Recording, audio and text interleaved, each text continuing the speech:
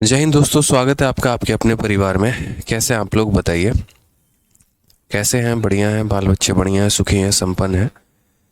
बताइए। अमृता पाल, आप ब्लॉक नहीं हैं, आप आराम से क्लास देख सकते हैं। और चलिए, बहुत शानदार भाई, बहुत शानदार। Good evening. Deepak Kumar, problem जल्दी सॉल्व हो जाएगा मेरे भाई, आप परेशान मत हो, ठीक है? चलिए, कैसे हैं आप? हम थोड़ा बढ़िया नहीं है, हमारी तबीयत थोड़ी ख़राब है। आवाज़ से आप लोग को लग ही रहा होगा, 2-3 दिन से फीवर, खांसी, सर्दी, जुकाम यही चल रहा है। कोई दिक्कत नहीं है।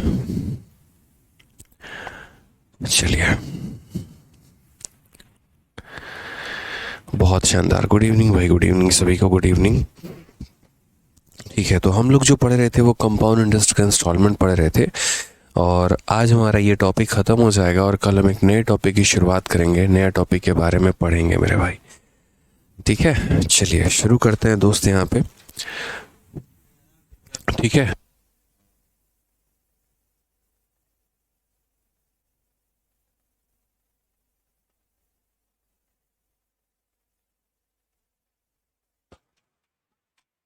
चलिए, तो हम यहाँ पर क्वेश्चन नंबर 10 तक कर चुके हैं, क्वेश्चन नंबर 11 से करते हैं। और यहाँ से आगे सभी सवालों को हम देखते हैं कैसे है, क्या है। उम्मीद करते हैं इसके पहले के सभी सवालों को आप लोगों ने जो है वो सॉल्व कर लिया होगा, जान लिया होगा, समझ लिया होगा, ठीक है? चलिए, तो क्वेश्चन नंबर 11 देखिए। 8,925 का ऋण 2 समान अर्धवार्षिक किस्तों में चुकाया जाना है। यदि ब्याज अर्धवार्षिक रूप से 8% प्रतिवर्ष की दर से संयोजित किया जाता है तो प्रति किस्त हमारी कितनी होगी? इसके पीछे जो आपने इंस्टॉलमेंट वाला पार्ट देखा, उसमें आप लोगों ने 2 इंस्टॉलमेंट दिए, 3 इंस्टॉलमेंट भरा और वो आपने सारे क्वेश्चन सॉल्व किए।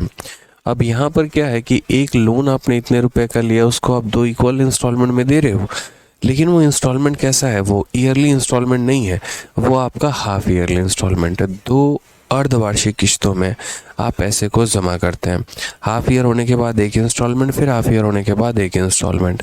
तो कहा गया how much is each instalment if interest rate is compounded half yearly at 8% per annum. तो देखो, जब हम किसी को ईयरली इंस्टॉलमेंट देंगे ना, तो जो रेट लगेगा वो ईयरली लगेगा और जो समय लगेगा वो ईयरली लगेगा। और जब हम किसी को हाफ ईयरली इंस्टॉलमेंट देते हैं तो जो रेट लगेगा वो हमारा हाफ ईयरली लगेगा और जो समय भी होगा हमारा वो हाफ ईयरली होगा। तो दोनों में बहुत फ़र्क है, इस बात को समझना है हमें यहाँ पे, ठीक है?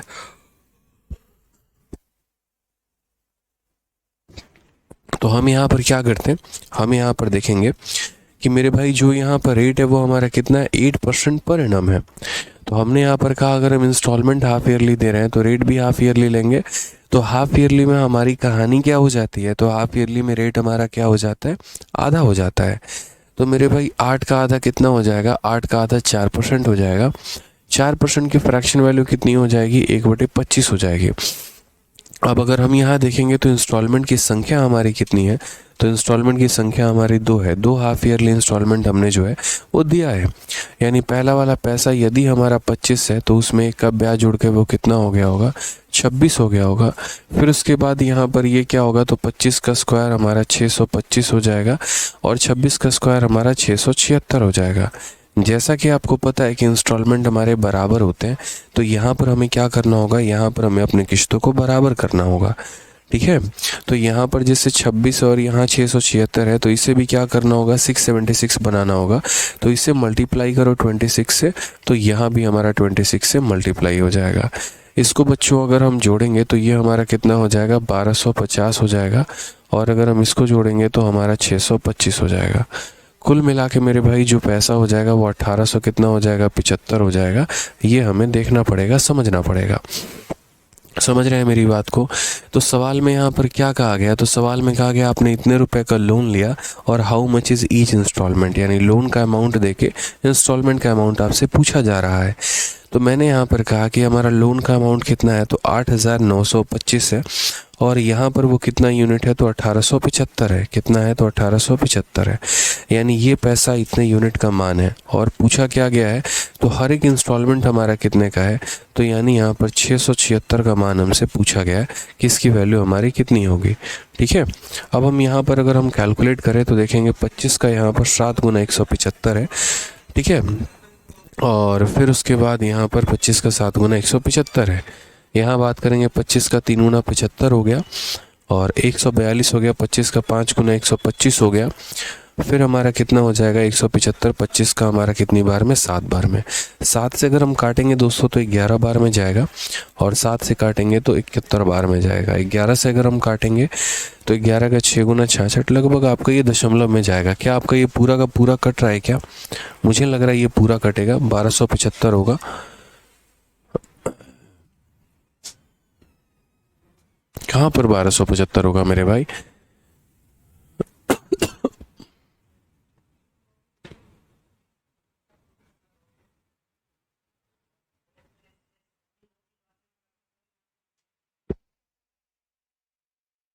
अच्छा, यहाँ पर 1 मिनट माफ़ करिएगा, ये 1250 नहीं होगा, यहाँ पर 650 होगा। ये थोड़ा सा है ना, हमने यहाँ पर ज़्यादा लिख दिया। तो इस हिसाब से यहाँ पर हमारा ये वैल्यू कितना आएगा, इस हिसाब से यहाँ पर हमारा जो ये वैल्यू आएगा कुल मिलाकर 1200 कितना हो जाएगा, 1275 हो जाएगा। ठीक है, माफ़ कर दीजिएगा, थोड़ा सा कैलकुलेशन में आ जाइएगा। चलिएगा, तो पूरा हमारा पैसा कितना है, 8925 है। और 8925 है तो उसमें जो है हम यहाँ पर ये कितने की वैल्यू है, तो 1275 की वैल्यू है। और हमें पता कितने का करना है, तो मेरे भाई हमें हर इंस्टॉलमेंट पता करना है, यानी हमें 676 का मान पता करना है। तो चलिए यहाँ पर इसको थोड़ा सा डिवाइड करिए। देखिए यहाँ पे ये पूरा का पूरा 1275 1284 हो जाएगा। और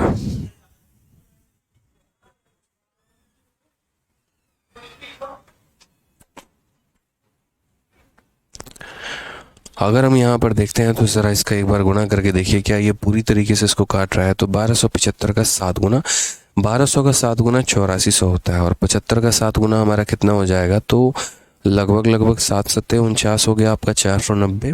ठीक है, और 7 पचे 35 यानी 525, तो 8400 और 500, 84 5 8925, यानी पूरा का पूरा मेरे भाई ये संख्या इसको 7 बार में काट देगा। और काट देगा तो आप इसको गुना करके लिख लीजिए। तो 7 छक 42, ठीक है, 749 और 4 53 का 3 5 हाथ में, 7 छक 42 और 5 47, 4732। Option number B for Baahubali जो होगा वो हमारा करेक्ट आंसर आएगा। किशु के बच्चे आज मिल जाएगी, आज रात तक ये जो आप कह रहे हैं वो अपलोड हो जाएगा। निश्चिंत रहें, सब्र रखें। थोड़ी सी तबीयत ख़राब थी लेकिन काम हो गया है, रात तक अपलोड हो जाएगा, मिल जाएगा, परेशान मत हो। तो हमने यहाँ पर देखा कि हाफ ईयरली में बस इतना करना होता है कि रेट को आधा करना होता है, बाकी पूरी कहानी जो रहती है वो सेम रहती है जो हमारा एक नॉर्मल इंस्टॉलमेंट में होता है। ठीक है, बस हमने रेट को आधा किया, आधा करने के बाद यहाँ पर जो है वैल्यू बनाई, और उसके बाद तो हमने सवाल को सॉल्व कर लिया। आइए चलिए नेक्स्ट क्वेश्चन की बात यहाँ करते हैं। सीजल मेंस 29 जनवरी 2022 में, बहुत ही प्यारा सवाल है। देखिए, एक ऋण 2 समान वार्षिक किस्तों में वापस किया जाना है यदि ब्याज दर 10% प्रति वर्ष है और सालाना चक्रवृद्धि और प्रत्येक किस्त रुपए इतना है, तो इस योजना में लिए जाने वाले कुल ब्याज का 60% कितना होगा। A loan is to be returned in 2 equal yearly installment if rate of interest is 10% per annum, compounded annually, and each installment is rupees 5,808, then 60% of the total interest is। मुझे यहाँ पर बताओ कि जो मैं यहाँ ब्याज दे रहा हूँ या जो भी मैं इंस्टॉलमेंट ले रहा हूँ वो मेरा ईयरली है कि हाफ ईयरली है। तो आप बोलेंगे एक लोन को रिटर्न कर रहे हैं आप 2 ईयरली इंस्टॉलमेंट में, यानी यहाँ पर वार्षिक रूप से ब्याज आप दे रहे हो। ठीक है, रेट ऑफ इंटरेस्ट आपका कितना है, तो रेट ऑफ इंटरेस्ट की अगर हम बात करेंगे तो 10% है। 10% का रेट हमारा कितना हो जाएगा, 1/10 हो जाएगा। ठीक है, तो रेट ऑफ इंटरेस्ट हमारा 10% है। हमने कहा यार पैसा हमने लिया था 10 रुपये, 10 में 1 का ब्याज दे दिया तो 11 हो गया। फिर 10 का स्क्वायर हमारा 100 है, और यहाँ पर 11 का स्क्वायर 121 है। ठीक है, क्या ये दोनों हमारे बराबर हैं, तो बोलोगे नहीं सर ये बराबर नहीं है, इसको बराबर करते हैं। तो यहाँ पर इसको 11 से गुना करो, तो इसको भी 11 से गुना करोगे, 110 और 100 मिलकर कितना हो जाएगा, 210 हो जाएगा, 121 121 242 हो जाएगा। क्वेश्चन में दोस्त यहाँ पर आप ये देखो कि आपको दिया क्या है और आपको पूछा क्या है। तो आप अगर देखेंगे तो बोलेंगे सर हर एक इंस्टॉलमेंट की वैल्यू दी है और 60% ऑफ टोटल इंटरेस्ट पूछा है, यानी जो भी ब्याज हमने दिया है उस ब्याज का 60% हिस्सा पूछा गया है कि उस ब्याज का 60% हिस्सा जो होगा वो हमारा कितना होगा। हमने यहाँ पर कहा ठीक है कि हमें जो है दिया क्या है, तो हर एक इंस्टॉलमेंट 5,808 रुपये। अब ये 5,808 रुपये क्या है, प्रत्येक इंस्टॉलमेंट की वैल्यू है, यानी कितने का मान है, तो 121 का मान है। और मुझसे यहाँ पर कहा गया है 60% ऑफ टोटल इंटरेस्ट। तो पहले मेरे भाई पूरा का पूरा इंटरेस्ट निकाल लो कि पूरा का पूरा इंटरेस्ट कितना होगा। तो पूरा का पूरा इंटरेस्ट यहाँ पर देखो, इतना रुपया लिया था, इतना रुपया दिया, तो इंटरेस्ट कितना दिया है, 32 यूनिट। तो जो दिया गया है वो 121 यूनिट का मान है, जो पता करना है वो कितने का मान पता करना है, 32 यूनिट का। तो इस तरीके से हम यहाँ पर क्या करेंगे, हम यहाँ पूरा का पूरा इंटरेस्ट निकाल लेंगे और इस इंटरेस्ट का 60% मुझे चाहिए, तो इस इंटरेस्ट को किससे गुना करेंगे, 6/10 से गुना करेंगे। तो ये हमारा इंटरेस्ट बन के आ जाएगा। ये हमारा क्या बन के आ जाएगा, इंटरेस्ट बन के मेरे भाई आ जाएगा, बहुत ही शानदार तरीके से। तो ये पूरा पैसा था, ये इंस्टॉलमेंट की वैल्यू थी, तो इंस्टॉलमेंट से डिवाइड किया, इंटरेस्ट निकालना था तो इंटरेस्ट से मल्टीप्लाई किया, और इस संख्या का 60% यानी इसका 60/100, तो 60/100 का 0 हट जाता है, तो 6/10 हम लिख सकते हैं। आप यहाँ पर इसको काट के देखिए मेरे भाई, बड़े आराम से सारा का सारा कट जाएगा। अगर आप 121 से काटेंगे तो भी कट जाएगा, 11 से 2 बार काटेंगे तो भी कट जाएगा। 11 का 1 गुना 11 हो जाएगा, 11 का 5 बार में 55 हो जाएगा, 30 आ गया मेरे भाई, 2 बार में 22 हो जाएगा, और फिर 88 आ गया, तो ये हमारा 8 बार में हो जाएगा। और 11 से काटना है तो 11 का 4 गुना 44 हो जाता है, और 11 का 8 गुना इतना हो जाता है। और अगर आपको काटना है तो आप ऐसे कर सकते हैं, ठीक है। अब यहाँ पर सीधा काटने का कोई चक्कर बनता नहीं है, तो 48 और 32 और यहाँ पर इसको गुना कर लीजिए, ठीक है। तो यहाँ पर बोलेंगे सर ये हमारा 48 हो जाएगा, और सीधा 48 से ही गुना कर देते हैं सारा। 48 का 2 गुना 96 का 6 आपके मन में 9 रहेगा, 48 का 3 गुना कितना हो जाएगा, 144, ठीक है। और 144 और 9 हमारा कितना हो जाएगा, तो 153 हो जाएगा। इसको मुझे भाई 6 गुना करके लास्ट में क्या करना है, 10 से भाग कर देना है। आराम से कर लीजिए, 6 छक 36 और 6 त्रिक 18 और 3 21 का 1, 6 पचे 30 और 2 32 का 2, और ये हमारा 921.6। 921.6 का मतलब क्या हो जाएगा, निकटतम हमारा 922 रुपये के करीब में हो जाएगा। तो सवालों में ऐसे ही आपके पेपर में पूछा जाता है, कभी प्रिंसिपल पूछ लेगा, कभी आपका इंस्टॉलमेंट पूछ लेगा, कभी आपसे आपका अमाउंट पूछ लेगा, कभी आपका ब्याज पूछ लेगा। तो इन छोटी छोटी बातों का ध्यान जो है वो आपको रखना है यहाँ पे, ठीक है।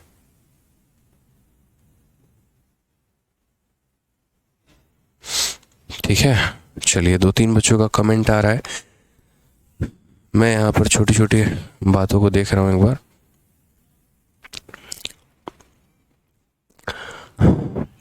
सर आपकी तबीयत ख़राब है क्या, आवाज़ बहुत मोटी आ रही है। जी हाँ बिल्कुल। सर आप हमको इतना डांटते क्यों, हमसे बड़ा आपका कोई भक्त नहीं होगा। देखिए तुम्हारी बिंदु, मैं अगर आपको एक बात बताऊं, अगर आपने मुझसे कहा कि सर हमसे बड़ा आपका कोई भक्त नहीं होगा, तो इतना जान लीजिएगा कि मेरी डांटों से अगर आप सुधर गए ना, तो हमसे बड़ा आपके लिए, आपसे बड़ा मेरे लिए कोई स्टूडेंट भी नहीं होगा, ठीक है। आप बहुत सारी चीज़ों को मिस कर रहे होते हैं, बहुत सारी चीज़ें नहीं पता। आप ये बताइए, नंबर सिस्टम में मैं 2 बार 3 बार जहाँ बता चुका हूँ कि प्राइम नंबर क्या है, और आप वहाँ आकर बार बार पूछ रहे हैं कि प्राइम नंबर क्या है, तो ये एक मतलब मेरे लिए कैसा रहेगा। आप मुझे क्या दिखा रहे हैं, यही ना कि सर मैं बहुत कमज़ोर हूँ और बहुत सारी चीज़ें हैं। चलो ठीक है, अगर आप बहुत कमज़ोर हो तो मैं मान लूँगा, लेकिन अगर आप मेहनत भी करके नहीं आ रहे हैं तो मैं कैसे मानूँ। आप ये बात बताओ, मैं कोई चीज़ पढ़ा रहा हूँ, बहुत आगे बढ़ चुका हूँ, और जिसका जिक्र मैं 3 बार 4 बार कर चुका हूँ, फिर भी आप उसको बार बार पूछते हो, तो क्या ये टीचर को गुस्सा नहीं दिलाएगा, तो और क्या कराएगा। आप छोटी छोटी बातों को समझो ना। अगर आप चाहते हो कि हाँ सर मुझे ना डांटें, सर मुझे ना सुनाए, तो बस इतनी सी तो बात हम आपसे कहते हैं कि थोड़ा सा रिवाइज करके आओ, थोड़ा सा पढ़ कर आओ। कितनी बार मैं आपको कह चुका हूँ आपका मैथ्स बहुत वीक है, लेकिन ऐसा नहीं कि वो ज़िंदगी भर वीक रहेगा, वो परफेक्ट बनेगा, लेकिन कुछ आप भी तो मेहनत करो। बात समझो, अगर कोई बात हमने उसका रिप्लाई नहीं दिया तो इसका मतलब आपको खुद से खोजना है, खुद से ढूंढना है, पता करना है। आप ऐसा नहीं करोगे, उम्मीद करोगे हर चीज़ का उत्तर मैं ही दूं, तो जीवन में आप अपने से कैसे सीखोगे। कई बार डांट फटकार जो होती है ना, वो इंसान को बहुत आगे बढ़ा के लेके जाती है। कालिदास की पत्नी कालिदास को बहुत ज़्यादा सुनाती थी, बहुत ज़्यादा सुनाती थी, और एक बार सुनाने की वजह से ही ठीक है, क्योंकि वो थे ही बहुत अनपढ़ गंवार इंसान थे यार, इतने अनपढ़ थे कि उनको लोगों का नाम तक बोलना सही से नहीं आता था। और अपनी पत्नी के डांट की वजह से, बोलने की वजह से एक रात वो घर छोड़ के निकले, और जिस रात वो घर छोड़ के निकले सीधा मंदिर में गए और बोला भगवान से कि या तो तुम अपने पास बुला लो हमें, क्योंकि बहुत बड़े भक्त थे वो, एक भगवान थे उनके बहुत बड़े भक्त थे। फिर उन्होंने उनको वरदान दिया कि आज रात में तुम जितने पन्ने पलट पाओगे ना, वो सारा का सारा तुम्हें याद होगा। उसी रात वो गए मंदिर में बैठे, मंदिर कह रहा हूँ, एक पुस्तकालय में बैठे, और पुस्तकालय की सारी किताब के सारे पन्ने उन्होंने पलट डाले, और उनसे बड़ा ज्ञानी कोई नहीं। तो जीवन में डांट बहुत जरूरी है, उस डांट को आप किस तरीके से लेते हैं ये आपके ऊपर होता है। ठीक है, एक बच्चा कह रहा है सर तब से हाइट एंड डिस्टेंस की अपडेटेड शीट नहीं है। मेरे भाई सुनो मेरी बात बड़े ध्यान से, मोहम्मद इमरान खान, ठीक है, जो आप लोगों को मैंने एक शीट दी है ना, वो शीट देखो, हर चीज़ अपडेटेड नहीं होता है दोस्त। आप अगर अभी रिसेंट में जितने भी सवाल देखेंगे ना, वो सारे के सारे क्वेश्चंस आपके ऑलरेडी हाइट एंड डिस्टेंस के शीट में कवर है। आप ये देखा करो कि आपके सारे कंसेप्ट कवर हैं कि नहीं।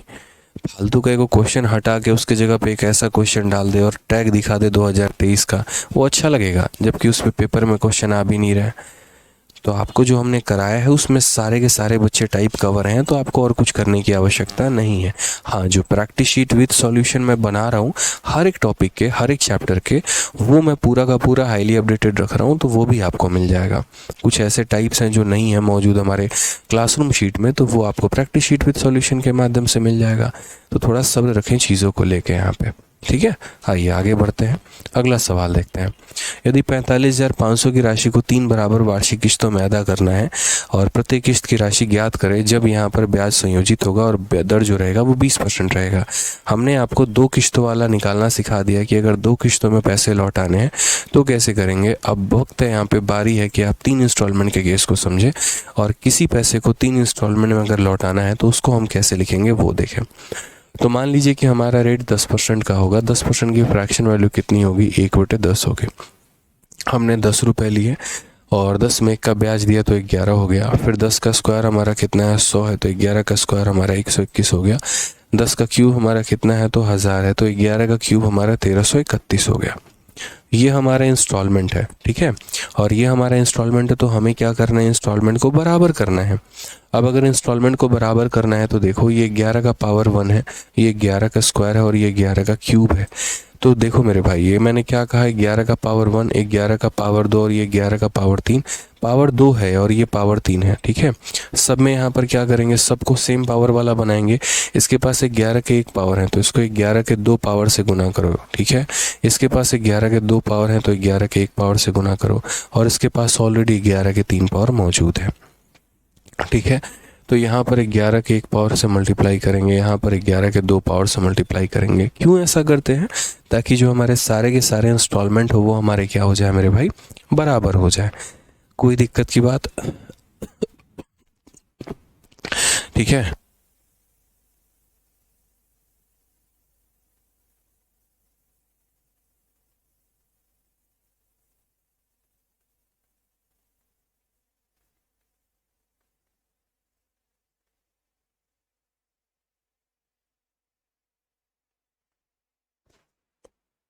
आइए यहाँ पे देखिए, चलिए, तो 11 के स्क्वायर को 10 से गुना किया तो 121, 121 को 10 से गुना किया तो कितना हो जाएगा, 1210 हो जाएगा। यहाँ पर अगर हम देखेंगे तो कितना हो जाएगा, 1100 हो जाएगा। यहाँ पर देखेंगे तो कितना हो जाएगा, 1000 हो जाएगा।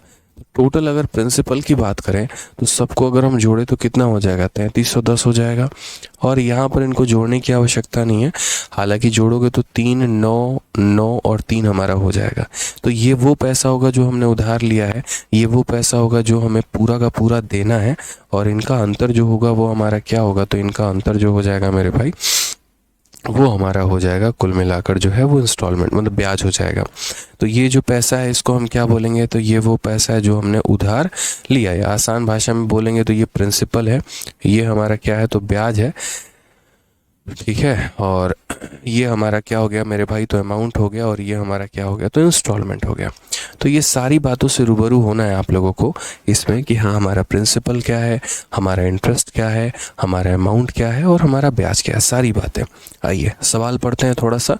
इस क्वेश्चन में क्या कहा गया, यदि 45,500 की राशि को 3 बराबर किश्तों में दिया जाना है, प्रत्येक किश्त की राशि ज्ञात करो यदि ब्याज वार्षिक संयोजित है और 20% है। मैंने यहाँ पर कहा कि ब्याज हमारा कितना है, तो 20% है। तो अगर ब्याज हमारा 20% है मेरे भाई, तो ये 20% की फ्रैक्शन वैल्यू कितनी होगी, तो 1/5 होगी। यानी हमने अगर 5 रुपये लिए हैं तो 5 में का ब्याज दिया है तो कितना हो गया, 6। फिर उसके बाद 5 का स्क्वायर 25 से मेरे भाई कितना हो जाएगा, 6 का स्क्वायर 36 हो जाएगा। 5 का क्यूब 125 से 6 का क्यूब कितना हो जाएगा, तो 216 हो जाएगा। हमें हमारे इंस्टॉलमेंट को दोस्तों बराबर करना है। अब इंस्टॉलमेंट बराबर करने के लिए सभी को सेम पावर का बनाना बहुत ज़रूरी है। तो सेम पावर बनाएंगे तो मेरे भाई 6 को किससे गुना करेंगे, 36 से, तो इधर भी हमारा हो जाएगा 36 से। इसे किससे गुना करेंगे, 6 से, तो ये भी हमारा हो जाएगा 6 से। ये हमारा हो गया। क्वेश्चन में देखो दिया क्या है और पूछा क्या है, तो sum of 45,500 is paid back in 3 instalment, how much is each instalment. यानी हमें यहाँ पर जो है वो क्या दिया है, तो हमें यहाँ पर जो पैसा हमने लोन लिया उसकी वैल्यू दी है और हमारा इंस्टॉलमेंट कितने का है हमसे ये पूछा गया। यानी ये 45,500 क्या है, तो ये लोन का अमाउंट है। ये क्या है, तो लोन का अमाउंट है 45,500 रुपये, ये हमने जितने का लोन लिया है। ठीक है, हम इसको देखते हैं, हम समझते हैं, सारी बातें जानते हैं। पहले ये देख लें, 36 का 5 गुना कितना हो जाता है, तो बोलोगे सर 180 हो जाता है। 25 का 6 गुना हमारा 150 हो जाता है और यहाँ पर 125 हो जाता है। सबको अगर हम जोड़ेंगे तो ये 5 और 15 हो गया यहाँ पे, और ये हमारा 4 हो गया। तो क्वेश्चन में हमसे कहा गया 45500, यहाँ पर ये वो पैसा है जो आपने उधार में लिया है। यानी ये कितने की वैल्यू है, तो ये 455 की वैल्यू है। और हमसे पूछा क्या है, प्रत्येक इंस्टॉलमेंट यानी 216 का मान हमसे पूछा है। तो अगर हम यहाँ देखते हैं, समझते हैं, जानते हैं, तो ये हमारा क्या हो जाएगा, 216 से 00 में गुना कर देंगे तो 216 जो है वो हमारा सही उत्तर है। Option number A for answer. ठीक है, ये हमारा सही उत्तर है, ये हमारा बिल्कुल सही उत्तर है मेरे भाई। ठीक है,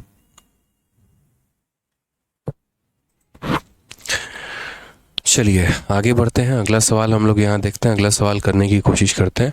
25,220 रुपये की राशि को 3 बराबर वार्षिक किस्तों में अदा करनी है। प्रत्येक किस्त की राशि बताएं यदि ब्याज जो है वो हमारा संयोजित है और ब्याज का दर हमारा 5% है। ठीक है, इंग्लिश में भी a sum of 25,220 is to be paid back in 3 equal annual installment. How much is each installment if the interest rate is compounded annually at 5% per annum? यानी अगर हमारा बात करते हैं जो रेट है हमारा वो कितना है, 5% पर एनम है। तो बहुत ही सिंपल क्वेश्चन, मतलब कि भैया इतना रुपए हमें 3 इक्वल इंस्टॉलमेंट में देना है, 3 इंस्टॉलमेंट में हमें इतने रुपए देने हैं। ठीक है, ईच इंस्टॉलमेंट प्रत्येक किस्त हमारी कितनी होगी, यहाँ पे प्रत्येक किस्त के बारे में पूछा गया है। यदि रेट हमारा 5% पर एनम है, हमने कहा ठीक है रेट हमारा 5% है, तो 5% की फ्रैक्शन वैल्यू कितनी होती है, 1/20 हो जाती है।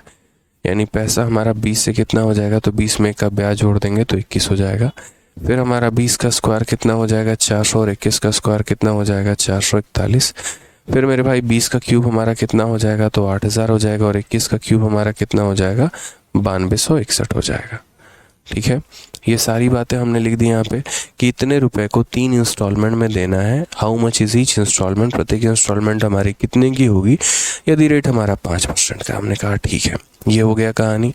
पहला इंस्टॉलमेंट, ये दूसरा, ये तीसरा। क्या ये सारे के सारे बराबर हैं, तो बोलोगे नहीं सर बराबर नहीं है। तो ये 21 का पावर 1 है, इसको 21 के स्क्वायर के साथ गुना करो, यानी इसको गुना करो 441 के साथ। ये 441, इसको 21 के साथ गुना करो, इसको गुना करने की आवश्यकता नहीं है। ठीक है, अब यहाँ देखिए चूंकि आपने इधर 441 में गुना किया है तो इधर भी आपको गुना करना पड़ेगा, इधर 21 से गुना किया तो इधर भी गुना करना पड़ेगा। अगर हम यहाँ में देखें तो ये हो जाएगा 8820 हो जाएगा। यहाँ पर अगर आप देखोगे तो ये हमारा 8400 हो जाएगा, और ये हमारा कुल मिला के 8000 हो जाएगा।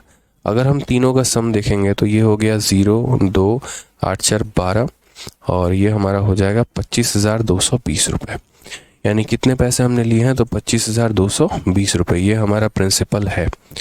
आप क्वेश्चन में अगर आप देखोगे तो देखो जितना रुपया आपने लिया है उतने ही रुपया दे रखा है, मतलब कुछ 2 गुना 3 गुना कुछ नहीं करना है, ठीक है, बहुत आसान है। तो बोलोगे सम ऑफ इतना is to be paid back, यानी ये जो 25,220 रुपये है, इतने रुपए मुझे देने हैं, इतने रुपए मुझे क्या करने हैं, देने हैं, सामने वाले को लौट आना है। यानी इसकी वैल्यू कितनी है, तो देखो यहाँ पर इसकी वैल्यू 25,220 है। और मुझे पता क्या करना है दोस्त, इंस्टॉलमेंट पता करना है। तो हर एक इंस्टॉलमेंट कितना हो जाएगा, 9261 हो जाएगा, पूरा खत्म करेगा, आंसर 9261 आएगा। ऑप्शन नंबर कौन सा होगा, तो ऑप्शन नंबर यहाँ पर बी जो होगा वो करेक्ट आंसर होगा। अब आज आप लोगों को इंस्टॉलमेंट का एक ट्रिक भी बताते हैं, क्योंकि हमने आपको मेथड बता दिया बहुत सारी बातों को लेके।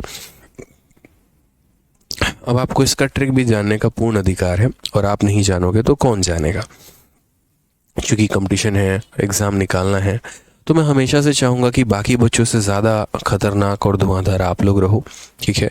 जो अदर अदर प्लेटफॉर्म्स पे पढ़ रहे हैं, अलग अलग जगह पर पढ़ रहे हैं, तो मेरी कोशिश रहेगी कि आप लोग का ज़्यादा बढ़िया तरीके से सिलेक्शन अच्छे डिपार्टमेंट में हो। तो उसके लिए थोड़ी सी बातों का ध्यान रखना है। देखिए, आप यहाँ पढ़ रहे हैं बच्चे इंस्टॉलमेंट, और इंस्टॉलमेंट में चाहे वो डबल का इंस्टॉलमेंट हो चाहे ट्रिपल का इंस्टॉलमेंट हो, जब भी आज के बाद इंस्टॉलमेंट निकालने को बोले, आप मात्र 1 से 2 सेकंड के अंदर इंस्टॉलमेंट निकाल सकते हैं। जी हाँ, बिल्कुल मैं सही कह रहा हूँ, 1 से 2 सेकंड के अंदर इंस्टॉलमेंट आप निकाल सकते हैं। लेकिन प्रिंसिपल बोलेगा या अमाउंट बोलेगा या ब्याज बोलेगा तो आप ऐसा नहीं कर पाओगे। तब 1 से 2 सेकंड वाला फंडामेंटल नहीं लगेगा। मात्र मेरे भाई यहाँ पर इंस्टॉलमेंट बोलेगा तभी वहाँ पर जो है हम, ठीक है, तभी वहाँ पर हम ये फंडामेंटल अप्लाई कर पाएंगे। रेट को देखो ज़रा यहाँ पर प्यार भरी नज़रों से, तो रेट तुम्हारा 5% है। इसको जब तोड़ोगे तो ये तुम्हारा 1/20 हो जाएगा, यानी यहाँ पर पैसा तुम्हारा 20 से कितना होगा, तो 20 से हमारा 21 होगा। आपको पता है कि यही चीज़ बनकर जो है आगे चल के मेरा इंस्टॉलमेंट बनने वाली है, यही चीज़ आगे चल के मेरा क्या होने वाली है, इंस्टॉलमेंट होने वाली है। आप अगर चाहोगे तो यहीं से सवाल को सॉल्व कर सकते हो। जैसे मानो मैं यहाँ बोलूँ ये 21 है, अब 21 देखो यहाँ पर 21 जो है वो किसका मल्टीपल है, 21 7 का मल्टीपल है। 21 मेरे भाई क्या है, 7 का मल्टीपल है। तो आपका जो भी इंस्टॉलमेंट होगा वो 7 से कटेगा। आप यहाँ पर काट के देखो, 7 एकम 7, 23 7 त्रिक 21, 7 त्रिक 21, ये 7 से नहीं कट रहा है, ठीक है। इसको देखो 7 एकम 7 हो गया, ठीक है, 26 7 त्रिक 21, 52 7 49, ये भी नहीं कट रहा है, ये भी हमारा 7 से नहीं कट रहा है। मात्र ऑप्शन नंबर बी है जो हमारा 7 से कट रहा है। तो बस यही आंसर है। यानी डिविजिबिलिटी के आधार पर आप इस सवाल को सॉल्व कर सकते हैं मात्र 1 से 2 सेकंड में। जैसे कल के दिन रेट जो रहेगा वो अगर मान लीजिए आपका 10% है, रेट हमारा कितना है, 10% है, 10% की वैल्यू हमारी 1/10 होती है, यानी पैसा हमारा 10 से 11 होता है।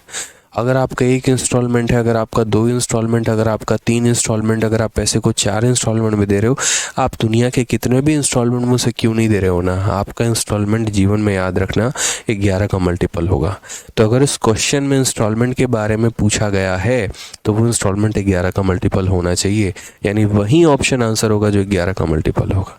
तो ये हमारा खतरनाक तरीका हो जाएगा मल्टीपल के आधार पर। जैसे एक और सवाल हम आपको बताते हैं, यहाँ देखिए 52,725 रुपये की राशि को 3 बराबर किश्तों में अदा करना है। प्रत्येक किश्त कितनी है यदि ब्याज वार्षिक 12% प्रति वर्ष तथा ब्याज सालाना संयोजित है। अब इस क्वेश्चन में क्या पूछा गया, how much is each instalment, ठीक है। रेट को देखिए, रेट हमारा कितना है, तो बोलेंगे सर रेट हमारा 12% है। 12% को हम कितना लिखते हैं, तो 12% को हम 3/25 लिखते हैं। यानी हम अगर बात करेंगे तो 25 से मेरा पैसा कितना हो जाएगा, 25 से मेरा पैसा 28 हो जाएगा। अब जो संख्या मेरे भाई 28 से कटती है वो 4 से भी कटेगी और वो मेरे भाई 7 से भी कटेगी। समझ रहे हैं मेरी बातों को, यहाँ पे वो 4 से भी कटने वाली है और वो हमारी 7 से भी कटने वाली है। यानी जो संख्या 28 से कटेगी वो 4 से भी कटेगी और 8 से भी कटेगी।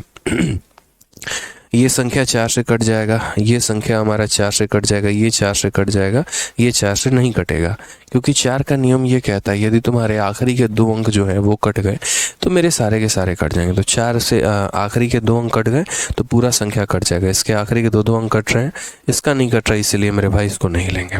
अब उसके बाद इसमें किसका नियम लगाएंगे, 7 का। 7 का अगर आप देखो तो 7 से इसे डिवाइड करके देखो, 7 का 3 होने की 7 एकम 7 25 हो गया। ये पहला वाला संख्या हमारा 7 से कट रहा है 25 और ये हमारा कट जा रहा है, इसको देखेंगे। ठीक है, 7 8 56 32, ये हमारा नहीं कट रहा है। 7 से काट के देखो 15, ये भी हमारा नहीं कट रहा है। तो सिर्फ विभाजकता के आधार पर हमने यहाँ पर ऑप्शन नंबर ए को टिक कर दिया कि हमारा करेक्ट आंसर कौन सा है, ऑप्शन नंबर ए है। तो जितने बच्चे भी तब से यहाँ पर जो है वो कह रहे थे कि सर हमें समझ में नहीं आया, हमें कोई शॉर्ट ट्रिक बताओ या कुछ भी, तो मेरे भाई यही मैं आपसे कह रहा था कि शॉर्ट ट्रिक बिल्कुल बताऊंगा, लेकिन मेरा परम धर्म जो है पहले आपको कंसेप्ट सिखाना है। ठीक है, इसीलिए पहले हमने आपको क्या बताया, तो हमने आपको पहले कंसेप्ट बताया कि आप यहाँ पर जो है कंसेप्ट को सीखो, कंसेप्ट को जानो कि किस तरीके से आप यहाँ कर सकते हो। ठीक है, तो रेट के आधार पर आप समझ गए और बिना सॉल्व किए आप समझ गए कि हम यहाँ पर कैसे सॉल्व करेंगे। तो हम यहाँ पर सॉल्व करेंगे बाई ऑप्शन, कि बाई ऑप्शन यहाँ पर जो है हमने 7 का डिविजिबिलिटी देखा है, जो भी संख्या हमारी 7 की डिविजिबल है उसको हमने क्या किया, आंसर के तौर पे उत्तर दे दिया है। ठीक, बताइए, चलिए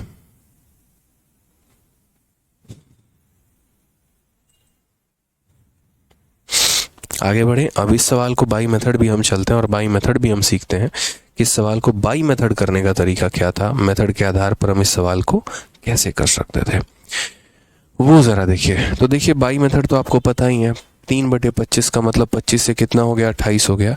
दूसरा हमारा यहाँ पर क्या हो जाएगा, तो दूसरा हम यहाँ बोलेंगे कि 25 का स्क्वायर यानी 625 हो जाएगा और 28 का स्क्वायर हमारा कितना हो जाएगा, तो 28 का स्क्वायर मेरे भाई अगर हम बात करते हैं, देखिए 28 का स्क्वायर कितना हो जाएगा, 8 का स्क्वायर 64, 6 8 दूनी 16 दूनी 32, 32 और 36 का 8 3 और ये 784 हो जाएगा आपका। ठीक है, अच्छा उसके बाद यहाँ पर जो है 25 का क्यूब कितना हो जाएगा, 15,625 हो जाएगा और 28 का मेरे भाई क्यूब कितना हो जाएगा, बताइए। चलिए आप लोग मुझे यहाँ पर बताइए कि यहाँ पर 28 का क्यूब कितना हो जाएगा, बताइए फटाफट बताइए। एंजल कहती है सर अगर 2 ऑप्शन हो तो 2 ऑप्शन हो तो हम आपको निकालना सिखाएं कि नहीं सिखाएं एंजल जी, ये बताइए। सिखाएं है ना, तो फिर आप यहाँ पर जो है वो कैसे बोल रहे हैं मेरे भाई। 28 का क्यूब जो होगा वो होगा हमारा कितना, बताओ जल्दी बताओ, 28 का हमारा क्यूब कितना हो जाएगा। हाँ 784 होगा, हम आपसे 28 का क्यूब पूछ रहे हैं, सारे 28 का स्क्वायर बता रहे हैं।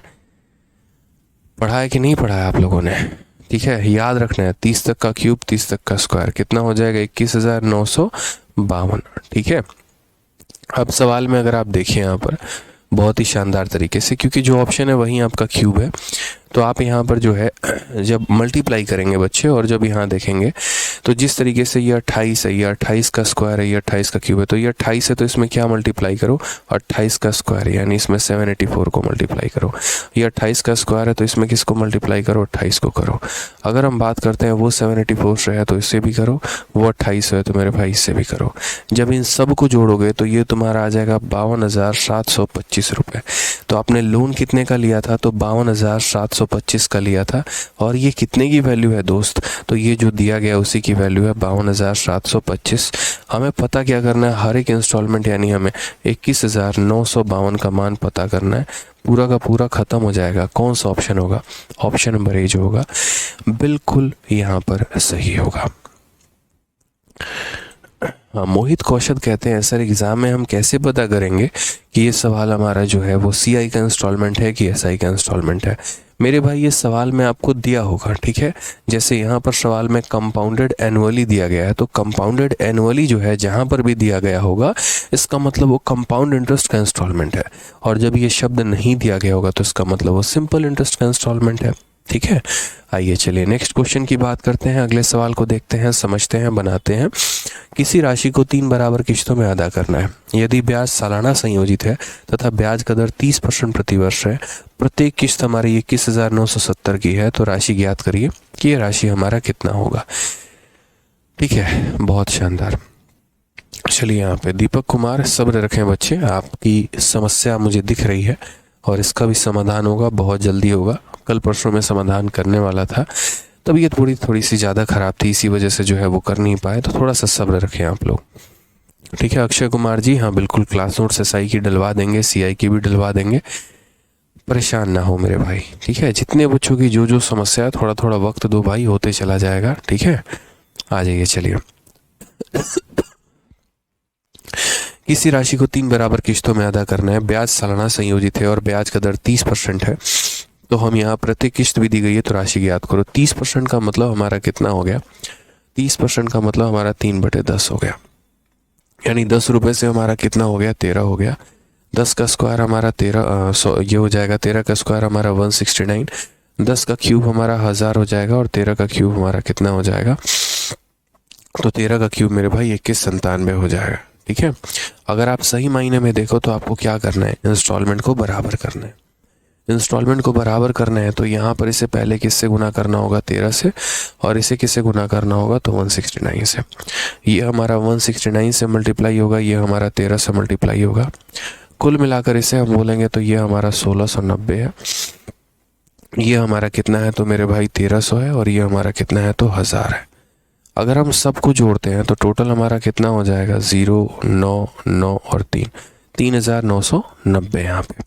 ठीक है, तो क्वेश्चन में यहाँ पर कहा गया है, तो कहा गया एक सम को आपने, कोई एक पैसे को आपने 3 इंस्टॉलमेंट पर आपने लिया है, यदि प्रत्येक इंस्टॉलमेंट का मान इतना है तो वो सम का मान कितना होगा। इस सवाल में हमें इंस्टॉलमेंट की वैल्यू दे दी है और हमसे सम का मान पूछा है। हमने कहा कि देखो 21,970 है, ये साफ तौर पर दिख रहा है इसका 10 गुना है, तो आंसर भी इसका 10 गुना हो जाएगा साफ तौर पे, बट फिर भी मैं लिख देता हूँ 21,970 जो है वो कितने की वैल्यू है, तो 2197 की वैल्यू है। पता कितने की करनी है, 3990 की वैल्यू पता करनी है। ठीक है, इससे हम इसे ख़त्म कर देंगे, इसको 0 के साथ गुना करेंगे, 39900। ऑप्शन नंबर जो बी होगा वो हमारा क्या होगा, करेक्ट आंसर होगा। ठीक है, कोई परेशानी की बात है बताइए, कोई दिक्कत, कोई परेशानी, चलिए आ जाइए। तो इसमें इंस्टॉलमेंट देके सम पूछा गया था। अब आइए सीजल का एक सवाल हम लोग देखते हैं, बड़ा प्यारा सवाल है, समझते हैं यहाँ पर, जानते हैं इस बात को। ये भी क्वेश्चन अभी रिसेंट में पूछा गया। अब थोड़ा सा हटकर हम लोग सवाल बनाते हैं। बहुत देख लिया 2 इंस्टॉलमेंट, बहुत देख लिया 3 इंस्टॉलमेंट, कुछ हाफ ईयरली भी देख लिए, कुछ ईयरली भी देख लिए। अब थोड़ा ऐसे सवाल देखिए। किसी व्यक्ति ने एक निश्चित राशि उधार ली है, पहले वर्ष के अंत में वो 4000 रुपये, दूसरे वर्ष के अंत में वो 7700 रुपये का भुगतान करके इसे चुकाने के लिए सहमत हो गया। यदि वार्षिक ब्याज के रूप में जो है वो ब्याज की दर 10% है तो राशि ज्ञात करिए। इंग्लिश में भी अगर देखें तो man borrowed a certain sum and agree to repay it by paying 4,000 at the end of first year and 7,700 at the end of second year. If the rate of compound interest is 10% per annum, find the sum. आसान भाषा में अगर हम बोले तो जैसे मान लीजिए कि हम बैंक से कुछ पैसा लेके आते हैं और बैंक वालों को हमने कहा यार तुम है ना हमें पैसा दे दो, हम तुम्हें कुछ समय के बाद लौटा देंगे। तो बैंक ने कहा नहीं सर, ऐसे हम है ना नहीं दे पाएंगे सर पैसा, आप समझिए इस बात को, हमारे ऊपर भी जिम्मेदारी होती है, बहुत सारी चीज़ें होती हैं यहाँ पे। आप एक काम कर लो, आप जो है पहले साल के अंत में मुझे 4000 रुपये दे देना, ठीक है, और 7700 जो है मतलब दूसरे साल के अंत में दे देना, और आपका पूरा का पूरा हिसाब किताब ख़त्म हो जाएगा। पहले साल के अंत में 4000 देना है और दूसरे साल के अंत में 7700 रुपये पे करना है। ठीक है, ये हमें पेमेंट करनी है मेरे भाई, यहाँ पर इतना फिक्स है। हमने कहा यार बिल्कुल इतना हम करेंगे तुम्हारे लिए, पेमेंट वेमेंट सारी बात।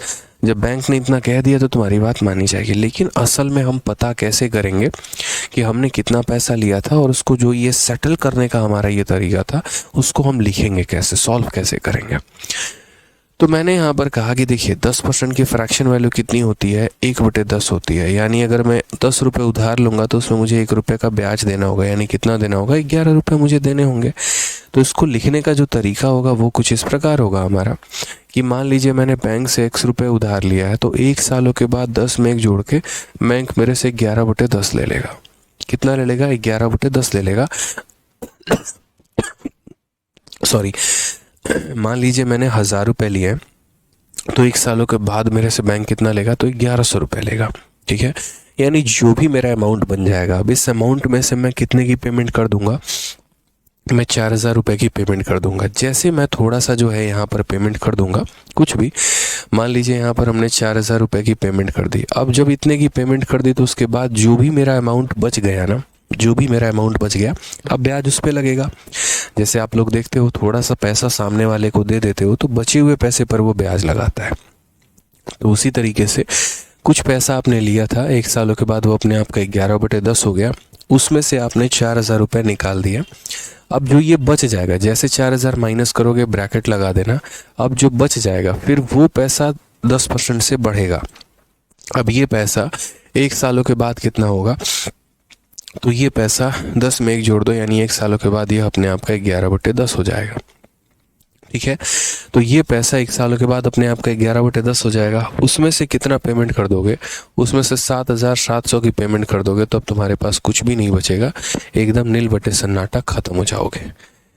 ठीक है, तो वही वाली बात यहाँ पर है कि हमने बैंक से 100 रुपये उधार लिया है, 1 सालों के बाद वो 11/10 हो गया, फिर हमने उसमें से 4,000 की पेमेंट कर दी, फिर दूसरे साल के अंत में 11/10 हो गया, फिर उसी साल 7,700 दे दिया और मेरे नाम पर कुछ भी नहीं बचा, एकदम ख़त्म।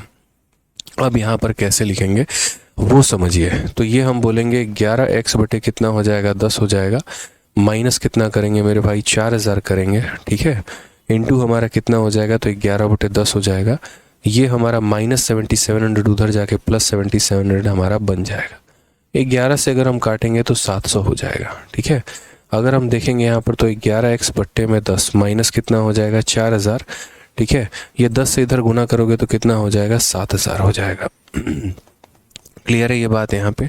अगर हम देखेंगे तो बोलेंगे 11x बट्टे में 10 बराबर हो जाएगा किसके, 4,000 को इधर जोड़ दो, 4,000 इधर चला जाएगा तो कुल मिलाकर 11,000 मेरे भाई हो जाएगा। ठीक है, अगर हम 11 से काटेंगे 11 बार में तो x की वैल्यू कितनी हो जाएगी, 1,000 का 10 गुना, यानी 10,000 रुपये, ये हमारा करेक्ट आंसर आ जाएगा।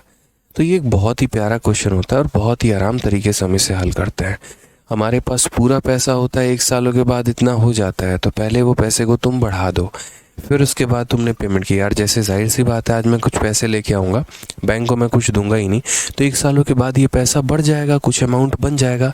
फिर बढ़ने के बाद जैसे मानो 1 लाख लेके आया, 1.5 लाख हो गया, तो मैंने बैंक को उसी समय 60,000 पैसा दिया, तो वो 1.5 लाख में से 60,000 काटेगा, अब 90,000 हो गया। फिर 90,000 पर ब्याज लगेगा, फिर वो कुछ बढ़ जाएगा, फिर उसमें से पैसा दूंगा तो सेटलमेंट होगा। तो वही बात है, ये पैसा था 11/10 से बढ़ गया, फिर 4,000 दे दिया, जो बच गया फिर वो बढ़ गया, फिर 7,700 दे के हिसाब किताब खत्म यहाँ पे। अब एक तो ये तरीका हो गया। दूसरा तरीका मेरे भाई यहाँ पर क्या हो गया, एक शॉर्टकट हो गया।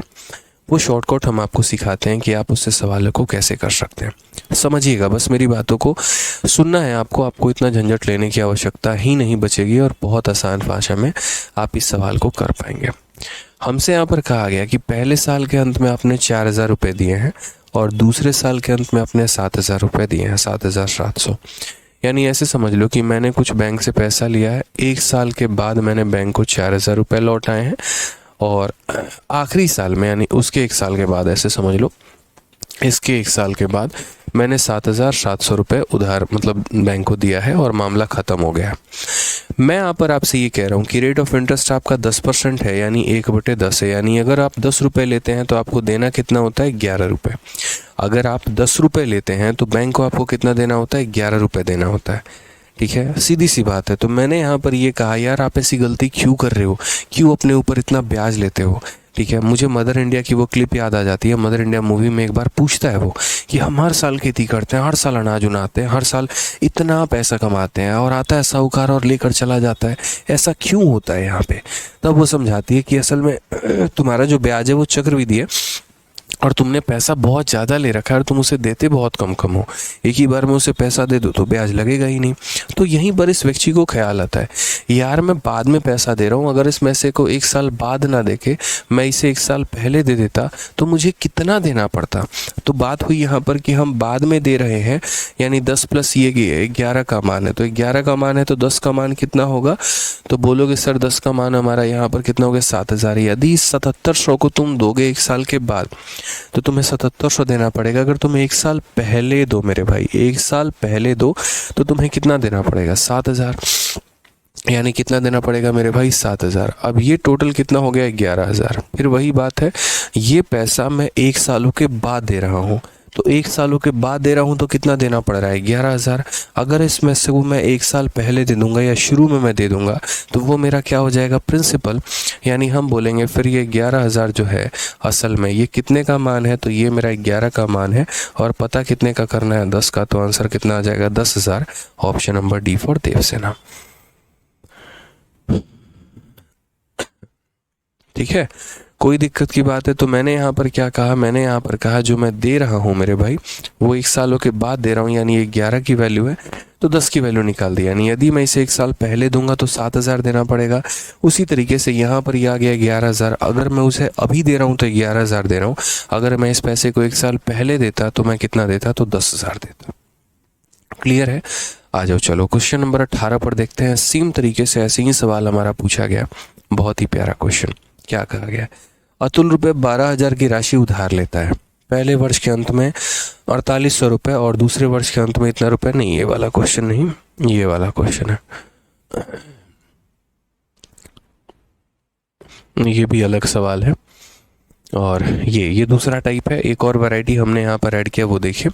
अतुल 12,000 रुपये की राशि उधार लेता है। पहले वर्ष के अंत में 4800 रुपये और दूसरे वर्ष के अंत में 9,240 रुपये का भुगतान करके इसे चुकाने के लिए तैयार होता है। वार्षिक चक्रवृद्धि ब्याज की दर ज्ञात करें।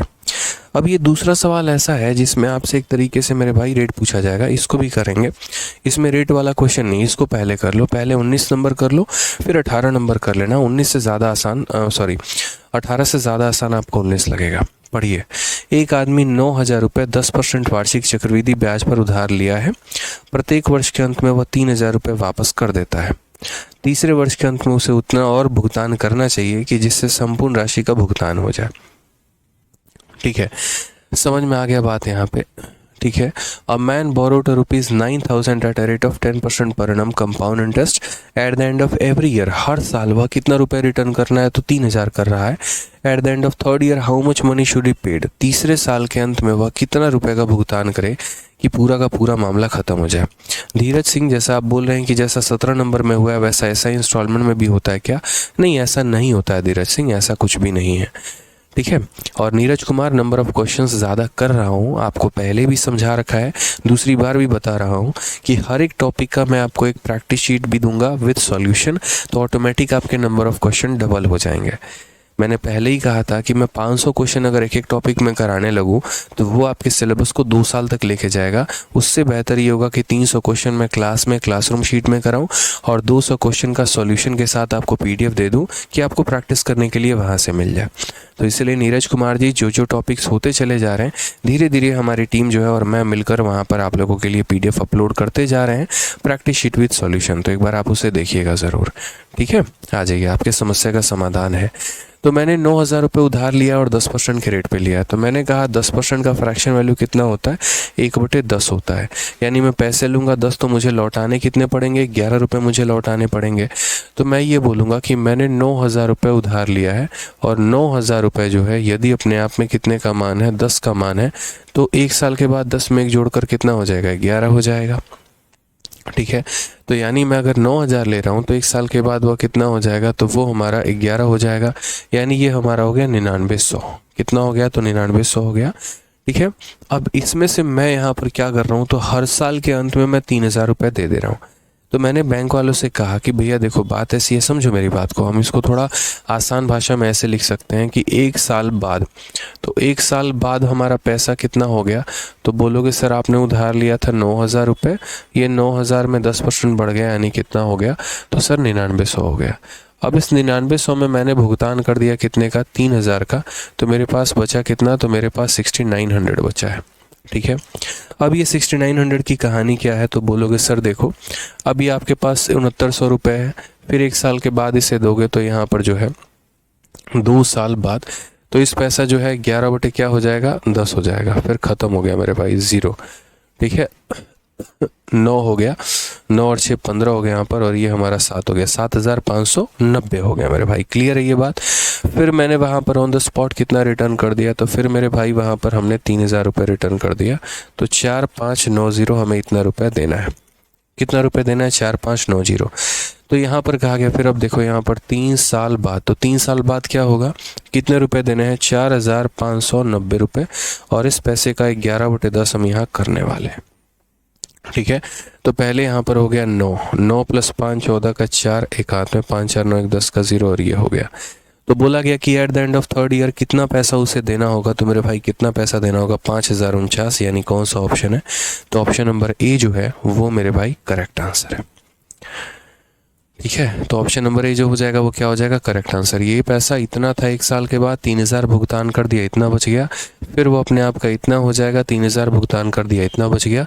फिर ये पैसा 11/10 बन के इतना होगा, यानी अगले साल अगर आप मामला सेटल करना चाहते हो तो आपको बैंक को इतने रुपए देने होंगे, और इतने रुपए देने के बाद तभी बैंक आपके पैसे को सेटल करेगा।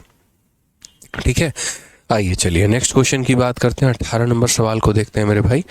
ठीक है, वो हम देखते हैं यहाँ पर क्या कहा गया है। ठीक है, आ जाइए। अतुल 12,000 रुपए की राशि को उधार लेता है, पहले वर्ष के अंत में इतना देता है, दूसरे वर्ष के अंत में इतना देता है, और वार्षिक चक्रवृद्धि ब्याज की दर जो है वो ज्ञात करना है हमें कि यह हमारा रेट क्या है।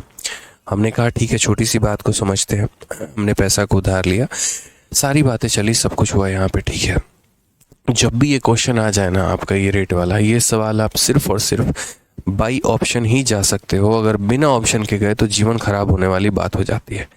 कंपाउंड इंटरेस्ट के इंस्टॉलमेंट का ये एक ऐसा वैरायटी है जहां पर सवाल को हल करने के लिए आपको ऑप्शन का सहारा लेना पड़ेगा। जहां पर एग्जामिनर आपको ये बात बोलता है कि तुमने 12,000 रुपये लिए थे, उसके बाद यहाँ पर पहले वर्ष के अंत में इतना रुपया तुमने दिया है, दूसरे वर्ष के रुपए में तुमने इतना दिया है, और उसके बाद तुम्हारा सारा मामला सेटल हो गया। मैं आपसे ये बात कहना चाहता हूँ कि मैं सही रेट पकड़ूंगा तो लास्ट वाला पैसा जो है मुझे इतना ही देना पड़ेगा और मामला सेटल हो जाएगा। तो यहाँ पर मेरे पास 4 तरह के रेट हैं। साथ में मैंने हमेशा से कहा है कि कभी भी ऑप्शन में अगर कोई भी परसेंट उठाते हो तो उस परसेंट को उठाना जिसके पास 0 हो या 5 हो, वो तुम्हारे लिए आसान होगा। यहाँ पर सबसे बढ़िया ऑप्शन तुम्हें कौन सा दिख रहा है कि जिससे तुम्हारा सवाल आसानी से बन पाए, तो बोलोगे यहाँ पर ऑप्शन नंबर ए। कौन सा ऑप्शन बोलोगे, तो ऑप्शन नंबर ए बोलोगे कि हम सबसे पहले इसको उठा के देखते हैं। तो मान लीजिए कि अतुल जो है वो 12,000 रुपये मेरे भाई ले रहा है। ठीक है, तो अगर हम बात करें तो यहाँ पर 1 साल के बाद, तो 1 साल के बाद यहाँ पर क्या हो जाएगा, तो मेरे भाई 1 साल के बाद यहाँ पर कहानी ये हो जाएगी, अतुल ने लिए कितने हैं 12,000 रुपये, और 10% की कहानी अगर हम जाने तो ये हमारा हो जाएगा 1/10, यानी कितना भुगतान करना पड़ेगा, तो 11/10 का भुगतान करना पड़ेगा, यानी ये हमारा हो जाएगा 132, ठीक है, 00, 13,200 रुपये। यानी मैं 12,000 रुपये लेकर आऊँगा तो मैं कितना दूंगा मेरे भाई, 13,200 रुपये दूंगा। ठीक है, इस 13,200 में से मैंने कितने का भुगतान कर दिया, तो 4,800 का। तो इसमें से हम 4,800 मेरे भाई क्या करेंगे, घटा देंगे। 4,800 घटा देंगे तो हमारा कितना बच जाएगा, 8400 बच जाएगा। ठीक है, कोई दिक्कत की बात यहाँ पर है, तो यहाँ पर बात करते हैं। अब उसके बाद कहा गया 2 सालों के बाद, तो हमने कितना पैसा लिया, 8400, फिर ये पैसा हमारा कितना हो गया, 11/10 हो गया। ठीक है, अगर हम बात करेंगे तो ये 0 हो गया। ठीक है, फिर हमारा हो गया 4, 8 4 12, और ये हमारा 9,240। ठीक है, और साफ तौर पे सवाल कहा गया कि दूसरे साल के अंत में वो 9,240 रुपये देता है और मामला ख़त्म कर लेता है। तो यानी इसमें से माइनस करके देखो तुम्हारा 0 बच रहा है कि नहीं, तो बिल्कुल 0 बच रहा है। अगर यहाँ कुछ भी बच जाता तो इसका मतलब आपने गलत ऑप्शन चूज़ किया है, आपने सही तरीका इस्तेमाल ही नहीं किया। इसलिए हमारा कौन सा ऑप्शन सही है, तो ऑप्शन नंबर ए सही है। ठीक है, हनुमान बकोलिया, सर इस बैच को ज्वाइन करने के बाद मॉक में मेरा सीआई का हर क्वेश्चन सही हो रहा है। चलिए, बहुत शानदार, बहुत अच्छा कर रहे हैं आप, ऐसे ही मन लगा के पढ़ते रहिए। ठीक है, समझ में आ गया बात को। यहाँ पे सूरज यादव, देखिए बच्चे, जिस सवाल का शॉर्ट ट्रिक होगा हम बिल्कुल बताएंगे, लेकिन जहाँ नहीं होगा वहाँ हम जन्म थोड़ी दे देंगे शॉर्ट ट्रिक को। यहाँ पे इस बात को समझिए। ठीक है, चलिए, तो यहाँ पर इस तरीके से आप लोगों ने बहुत ही बेहतरीन तरीके से पूरा कंपाउंड इंटरेस्ट का जो एक इंस्टॉलमेंट है वो आपने ख़त्म किया, और बहुत अच्छा लगा मुझे यहाँ पर देख के। ठीक है, ऐसे ही मन लगा के आप लोग अच्छे से पढ़ते रहो, और क्या चाहिए बताइए। बस बढ़िया से आप लोग पढ़ते रहिए अच्छे से, यहाँ पर कोई दिक्कत की बात नहीं है, कोई परेशानी की बात मेरे भाई नहीं है। ठीक है, बस आप लोग खुश रहो, यही चाहिए और कुछ नहीं चाहिए दोस्त। ठीक है,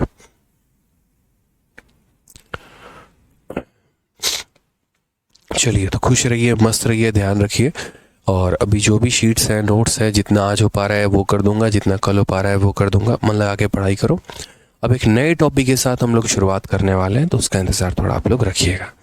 ठीक है, चलिए, खुश रहिए, मस्त रहिए, ध्यान रखिए। Love you all, take care, bye.